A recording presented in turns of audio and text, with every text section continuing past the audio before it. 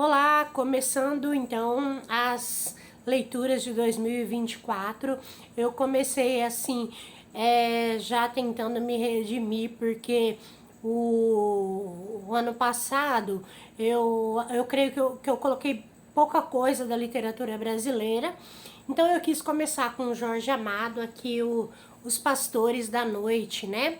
Então, Os Pastores da Noite, vou falar um pouquinho sobre ele, super conhecido, né, o Jorge Amado. Este aqui eu nunca tinha ouvido falar muita coisa sobre ele. Bom, então, vamos lá. Este livro aqui, então, eu peguei na biblioteca da escola, estava aqui na minha lista há um tempinho e fiz a leitura dele agora em janeiro, então. Este livro aqui, ele foi lançado em 1964, então ali bem próximo do golpe militar, né? E a gente sabe a questão do Jorge Amado. Jorge Amado, ele foi um escritor que sofreu bastante perseguição, ele foi do Partido Comunista, né?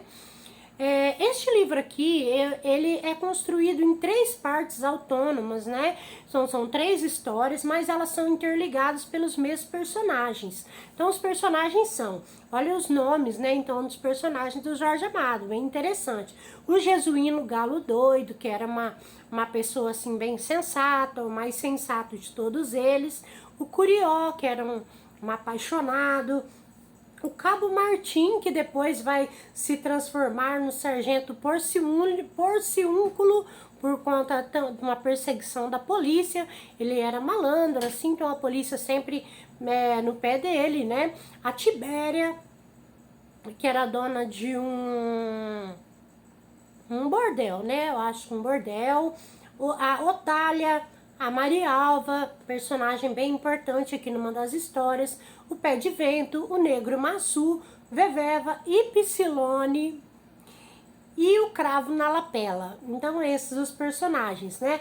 Além disso, ainda nós temos os orixás, 2 orixás que vão participar de uma das histórias, que é Ogum e Exu. Então, a gente sempre tem em mente, assim, essa questão do sincretismo religioso, bastante presente na literatura do baiano Jorge Amado, né?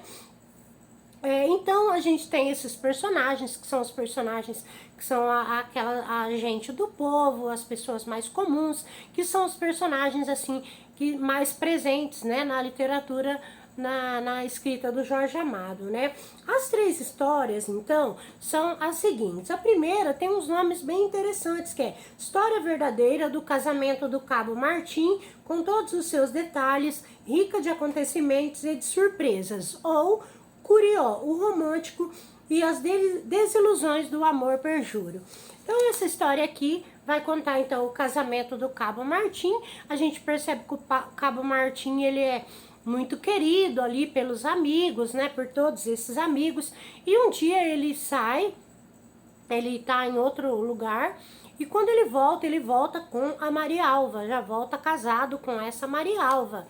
E todos os amigos, assim, ficam todos alvoroçados para saber quem é essa dona, quem que é essa Marialva. E aí, então, porque ele compra uma casa para ela, vai mobiliar toda a casa né, e por aí. Só que acontece que o Curió, esse amigo dele, que inclusive é um irmão de orixá, né, meu irmão dele de orixá, que vai se apaixonar pela Marialva. E acontece que o casamento deles ali começa a não ir tão bem, assim e tal. E o Curió vai ficar naquele dilema, né, de ficar com a mulher do amigo, ou, né, trair esse amigo, esse melhor amigo que ele tem, inclusive um amigo de orixá, né, um irmão de orixá, algo assim, que não poderia acontecer. Então, aqui nessa primeira história, a gente já vai ter todas essas informações, as descrições desses personagens, né, toda a construção desses personagens aqui na primeira história, né. Na segunda história, a gente vai ter intervalo para o batizado de Felício, filho de Massu e Benedita, ou o compadre de Ogum. Essa história aqui, ela acaba sendo, assim, bem engraçada, porque o Massu, ele tem um filho, né, e ele a mãe dessa criança morre, e aí então ele precisa batizar essa criança o quanto antes.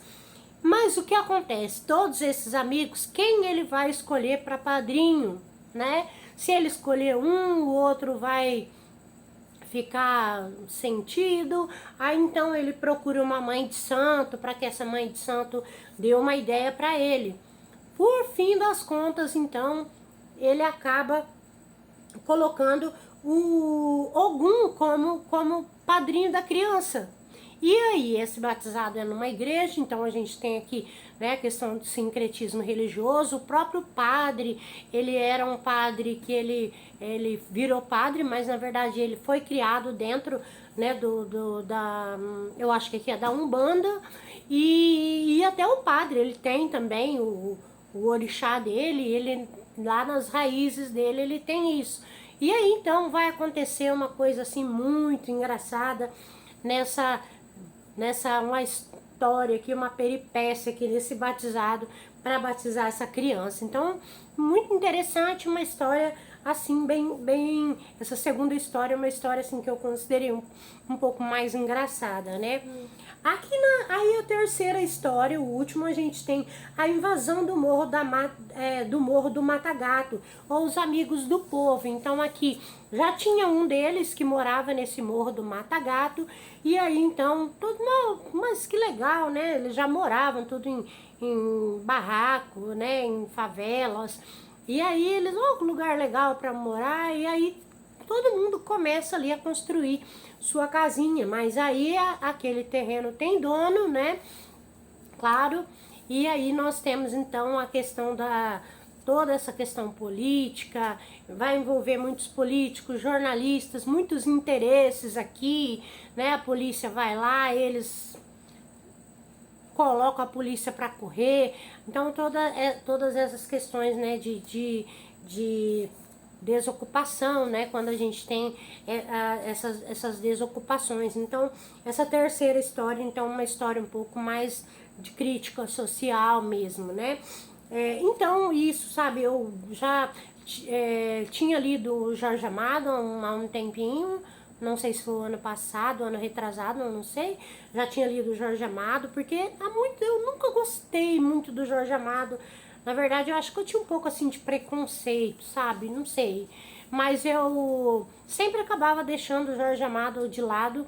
E aí, então, eu acabei descobrindo, assim, né, um grande contador de história. É muito interessante, você se envolve, né, na história, porque ele é realmente um grande contador de histórias. Então, os pastores da noite, que são esses personagens aqui, né? Então, um livro muito interessante. Então, o primeiro aí de 2024, que eu recomendo, tá a leitura dele, do Jorge Amado, certo? Então é isso, até mais!